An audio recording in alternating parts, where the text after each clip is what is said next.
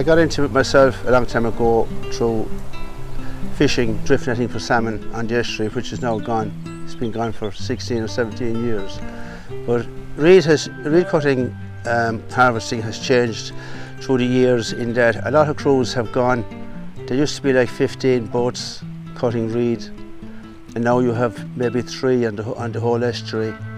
And a lot of that is down to the importation of foreign reed.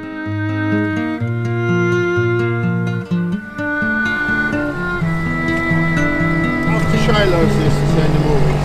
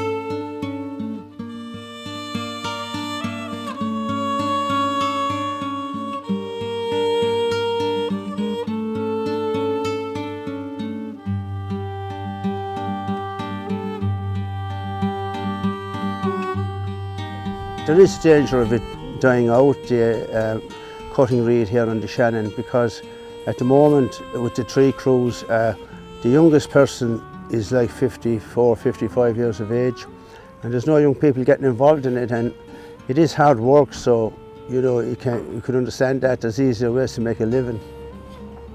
But it'll be sad in a way to see if it does go and does die out completely.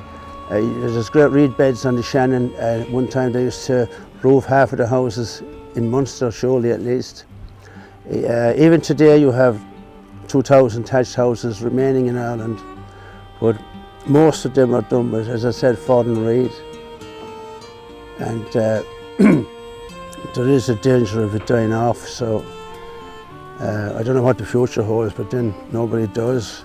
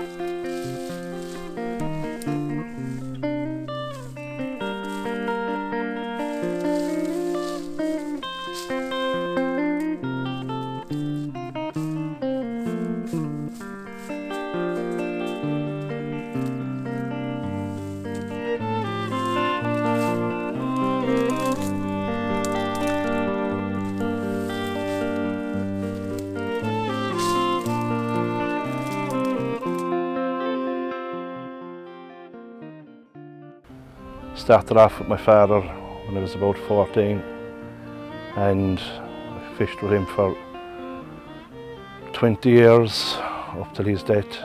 And at that stage there was about 40 guys cutting the reed between our place and Coon and across the river, and there wouldn't be a share for reed left by Patrick's Day because there were so many at it.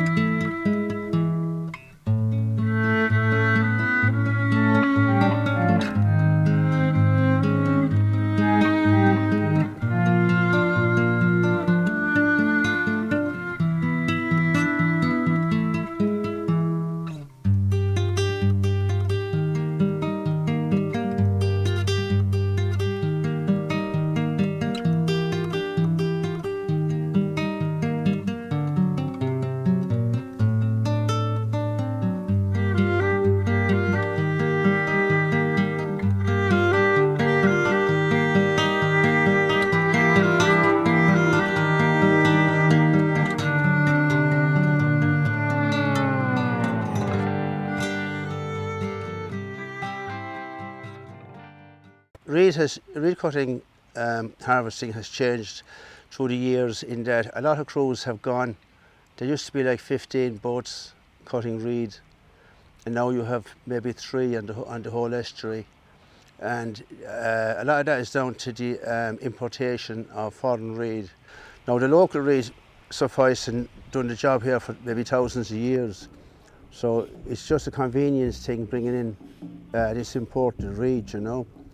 And there is a danger of it dying out, the cutting reed here on the Shannon, because at the moment with the 3 crews, the youngest person is like 54, 55 years of age, and there's no young people getting involved in it, and it is hard work, so you know you could understand that there's easier ways to make a living.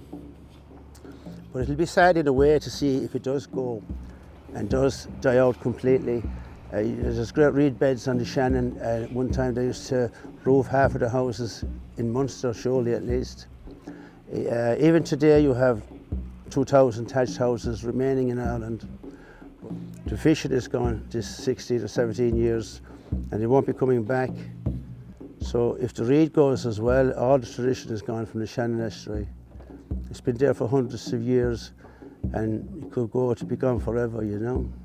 The first time I went out cutting reed was with a man called Tom Davis. His son is here today, and he later became my father-in-law. But we used to fish for salmon in the summertime, and then he brought me off in the winter and got me into cutting reed, you know, brought me with him. So that's how I got into cutting reed. And he died quite a few years ago, you know. And you know, we carry on. It's something that it gets into you. You have to have a grow for it, you know. And he just kept going like that up to the present day. So that's how I got into it. My name is Mike Grimes. Been cutting reed all my life.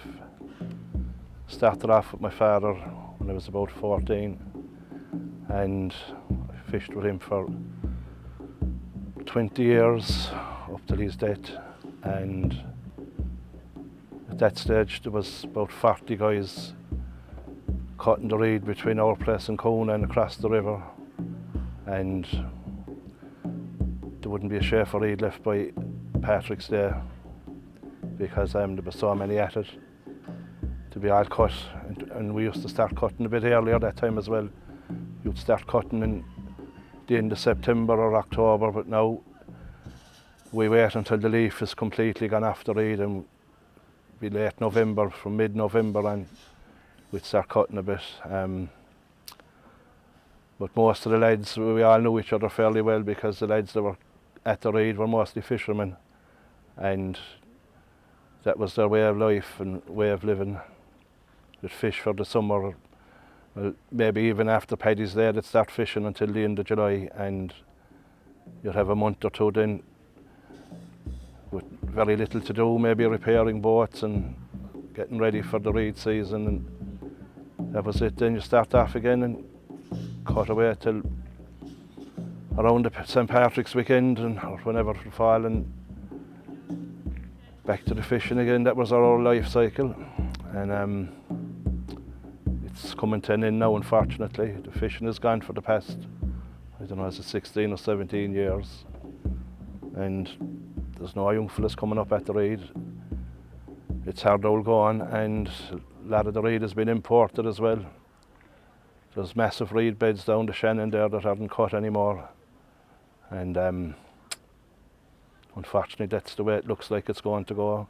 I'd say when our generation is gone, you know, there's only about, from what I can gather, there's only about 5 men left cutting reed on the Shannon, and I think when they're gone, that will be gone as well. You'll always cut the good marshes first, and like if somebody was badly stuck for a roof now, a roof badly in need of repair, you might cut the lesser quality stuff, but it would take them out of a hole, you know. But in general, the reed is top quality once you're cutting in the right place down there, and you know that after a couple of years at it, you know what to cut, you know.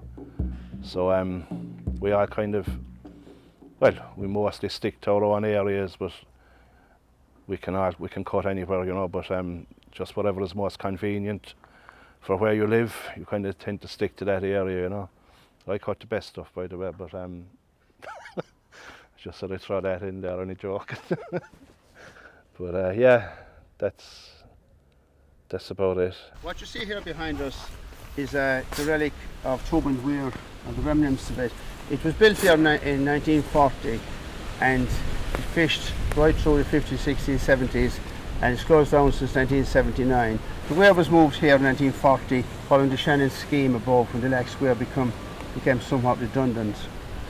And they set up here, and apparently they were licensed, if you like, to take 28% of the fish. So if, for instance, they took 280 today, they were obliged to release 820 up the river. That's the way it worked, the percentage. But it came to an end in 1979, I think, following major netting at sea by offshore trawlers, which destroyed the runs of salmon back then through the 70s. What was coming to the weir was so little, they had no choice but to let them go upstream to spawn. And that was the end of the weir as a fishery, 1979, I believe. Now I have a great story about the weir. I'm going to tell you this because it's a true story. I chat to the lads about the fishing. They were fishing in the weir one day, I think it was 1977 or 8, in the month of March, and there was two local poachers watching the events, and apparently they caught 15 salmon in the cages that day. But didn't the two boys break in there that night, and they took the fish out of the fridge, the 15 salmon, they weren't frozen, they were chilled. So the following day, the bailiffs were running all angles. Every hotel was searched from here to Shannon and up to town, restaurants, hotel.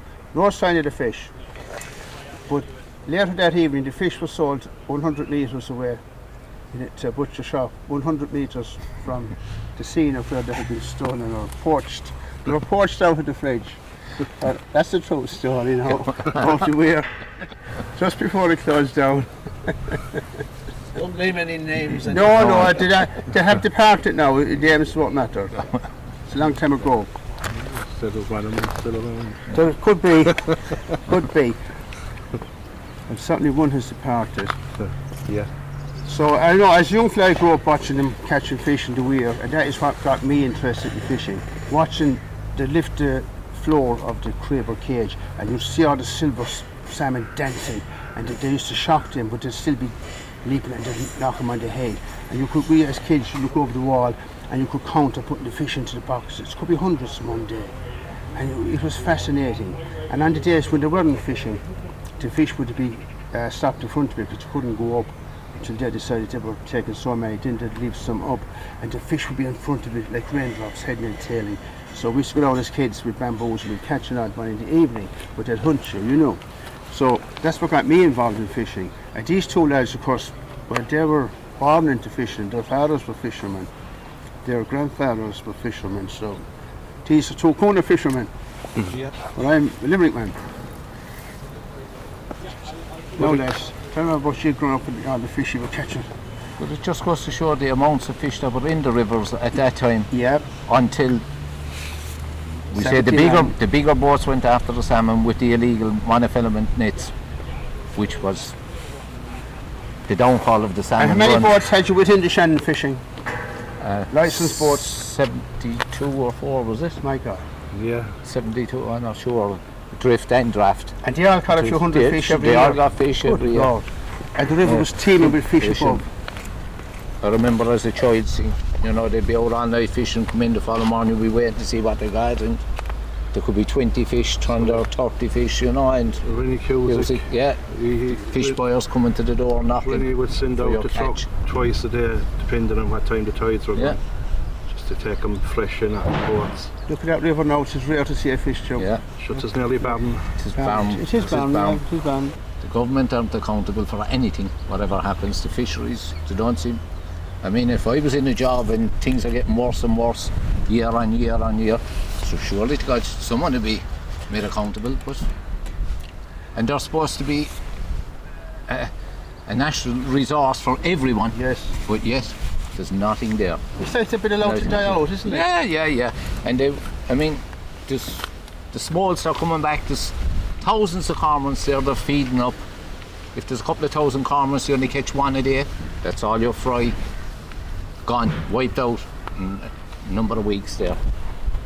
So, you know, it's I don't know. It seems to be that the people in charge here, they have no emphasis whatsoever on protection of young salmon. Okay, there's salmon protection for adult salmon, you know, to catch poachers and all this business. But the young salmon have no protection, and you know, once the adult salmon lay their eggs and they hatch out, you have thousands of young salmon in the streams, have to survive for 2 years up there, and they need to be protected. But yet they're just being used as feed for these dirty cormorants and other fish-eating birds who are protected, and they shouldn't be. They should be allowed to be. They should be shot game, like they shoot pheasants and ducks. When there was tens of thousands of fish in the river, there was a bounty even on cormorants at that time in the 30s, 40s, 50s, 60s. Before our time, there was a bounty on them. There was a bounty on them, and You could bring in the head into that weir you see behind you, the fishery board there. You could bring in the head of the cormorant before our time, the 50s, 60s, maybe 40s, and you got 2 and 6 or 3 and 6, not sure. But you could price for a couple of pints then, or back to the fags or two, you know. And at that time the river was teeming with fish. Yeah. But they were on the ball, clever enough. They knew they had to cull the cormorants if they want to continue with the big runs of fish. And it's not rocket science. If you kill the babies, you're not going to have the adults. yeah. But today, that's what has happened. Cormorants are in Cormorants abundance. have multiplied. They have no And natural the fish enemy. have depleted. Gone. Almost gone. Unless man shoots the cormorants, they have no natural enemy. They're the seabirds who have moved in here following the food source. And they're good for nothing. But it's like if the ESB, when they finished with the river, when it wasn't worth their while anymore, it's like they turned their backs on it then and just left it as a barren river. I mean, Arna Crusher used to stock the rivers one time with smalls and stuff. That has all stopped. We've been stopped for fishing for the last 17 years or 18 years, you know. And we were the ones that were pleading with them for years and years to do something before the fish stocks go. We were pleading with them. Said, would you please stop the illegal fishing at sea with miles upon miles of monofilament nets? No, we can't do it. They didn't want to do it, they hadn't the will to do it. They just left it as it was. Look at that. Not a break. No, and this is June, supposed to be the height of the peat season. You know, If I see a break there now, I said you, as you said, I said that's a cormorant. Keep watching. He'll come up. you know, it's ridiculous. Garden River. I remember Mike's father telling me that his father preferred to go salmon fishing one time, spring salmon. They made more from them, even they did the big runs of pail. So that'll tell you how many fish that they used to catch at the time. It's a rarity now to see. That's it. 25-pound salmon would be the average back there in the 30s, 40s. Yeah. 25 pounds The salmon. short draft nets. They got 5 in a hall one night in a draw called the Door up towards town there. I heard about it. And the smallest was 22. Really? And one of the lads in the work had from the lash. Good Lord. Yeah. 5 over 20. The Gandelow boat you see in front of you, that's going to die off as well, with the fishing gone and very little recutting. The future of the Gandelow, if you have organisations like the boat school and stuff, if the future is gone, the boat builders are dying out, and people have gone around and they're picking up plastic boats and stuff, and they see the tradition of the Gandelow, which is designed for was for fishing and cutting reed, for working on the mud banks and stuff, slide along easily and all that, You have a keel on a boat, it's no good for the mud, like. Even the boats had got smaller.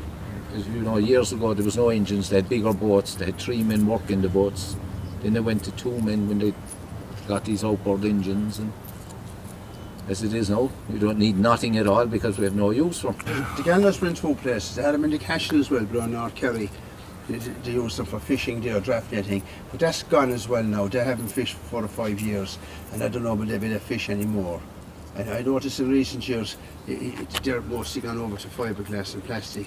The Fergus was the same. There's only a couple of boats left up in Clare Castle as well. Is that hard out?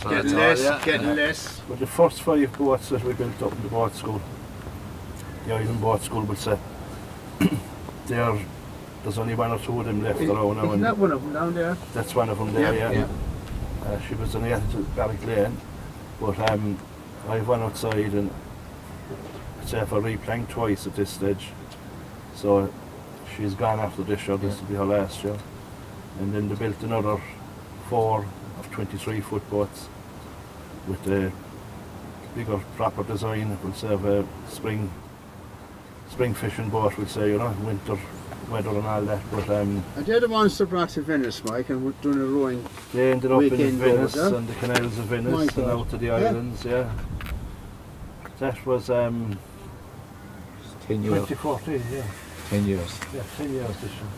Yeah, that would be about right. Yeah. That was there 11, And so. there's some of those boats are in need of repair as well now. And we're hoping we might build another one or two next year, or get another old thing going, just to keep a couple of decent boats on the river all the time, Yeah, good idea. Apart from yourself, Penta, there isn't that many 20-day bills in advance, Sparrow, and There's no one else going to make them now. Peter Brown's Penta, he's building a boat outside at the moment. Is he making one? He's, yeah, A new one? And was Peter 92 or 3? He's in his 90s, yeah. We're here today with a traditional angling cart I just finished making recently, and it's a boat that was used for many, many years, hundreds of years here on the Shannon, especially in the non-tidal reaches of it. It was used by the Abbey fishermen. They used to call it a brocon, and they had the rights to fish for salmon on the upper Shannon for hundreds of years until their way of life came to an end following the harnessing of the Shannon in 1929 by the ESB, the Shannon scheme as was known, and which diverted a lot of the fish up the newly formed tailrest, which was a man-made river, and they were not allowed to fish up there. So they found it increasingly difficult to make a living, and come 1935 they were offered, and after some resistance they took compensation for their way of life, and they gave up their licenses and ceased to fish. So these boats kept on then in another way. They were used for angling. They were called angling cots, and people used them for rod fishing. So there wouldn't be many of them being built today because it's not cost effective. It costs material and time. It's not worth your while making them unless it's like a labour of love, There's still an odd person out there who would love to have one because they do run lovely on the water. A nice evening like today, you could sit at the back of that and paddle, and it would be heavenly. Meditative, more or less. You could go up around Thomas's Island here, or go through the city in Limerick and have a really nice time. But very few people make them now, and I believe they will die out altogether, except the likes of Men's Sheds or an old boat building school, which might be financed, through might be grant aided. That's the only way they'll survive. It is all fiberglass today, and aluminium boats are now coming to the fore as well, So we're looking at a bit of tradition here, and to go back to the Abbey fishermen, I have here in my hand a bit of which is actually a Shannon drift net, something else that's antiquated now. But the Abbey men would use to have 2 crews, 2 boats, 2 in each, and to have a net stretched across between the 2 and the bow. I don't know, I'm not sure what length, maybe 25 feet or 20, a bit more. And with a field of salmon hitting the net, the bowman would jerk on a rope and he would secure the salmon. He couldn't get out. And they'd carry on like that in all day or all night, just fish a lot by night. And they'd go way up miles up the river, come back in the morning with their catch, and they could earn quite a nice piece of money doing that. And if they were abroad, they would apparently come home for the salmon fishing season and go back to Scotland or somewhere like that, where they tended to be working, slaving, labouring somewhere, over in the UK. That's what it finds us today. A new boat about to be launched this weekend. It's actually for the public outside in Castleconnell, which is a very famous salmon fishery, or it was a famous salmon fishery. They came from all over the world to fish there for the big salmon before the Shannon scheme, and for a while after it. All over Europe they came from, because the big fish were known to be located in Castleconnell. And it was a great boon for the village of Castleconnell, because they used to, the accommodation side of it in the public houses and licensed to fish, and you had rod makers out there, the inroads who made rods from wooden rods, green hot rods. They actually made the rods from timber, which is completely antiquated today and unheard of, as everything is. Even fiberglass is antiquated now, it is carbon fibre. So we have moved on tremendously from that time of the Shannon scheme. There are still an odd salmon, but they're very, very odd. Hopefully they won't die away altogether. But even if they do, which they shouldn't, we can still use the river for leisure. and for a bit of work, we do a bit of reed cutting on the estuary. We can still do a bit of that. But our lifestyle is compressing a lot now. So, but anyway, time is not on our side either. We're not getting any younger.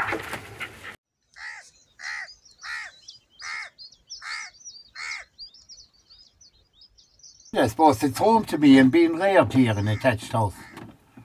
I wouldn't change. I wouldn't state it tomorrow morning if I could afford to do it then. I have very strong views about where the reed is being caught and where it is coming from anyway. That's one thing I'd have, because if they're getting support from the Irish government, they should be putting up Irish reed, like, you know. That's my attitude, but to be pity like an old tradition like the cutting of the reed go anyway, I think. It's retouched. The reed came from Limerick.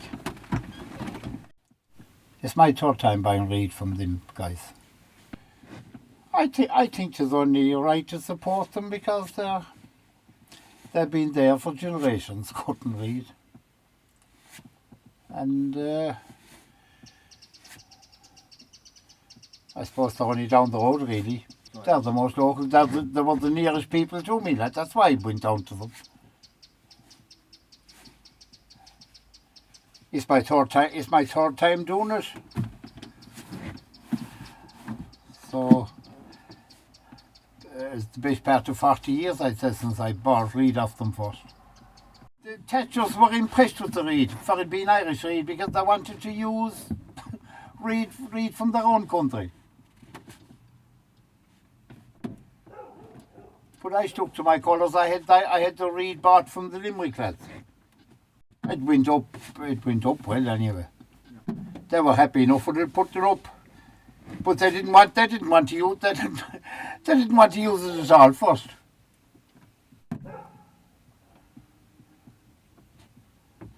And I think that's a pity when there's local men cutting it, like. Oh, there is a grandfather, all right. But for that I couldn't afford to do it. Tis gone out without any man's reach nowadays. I touched all the back of it with straw one time.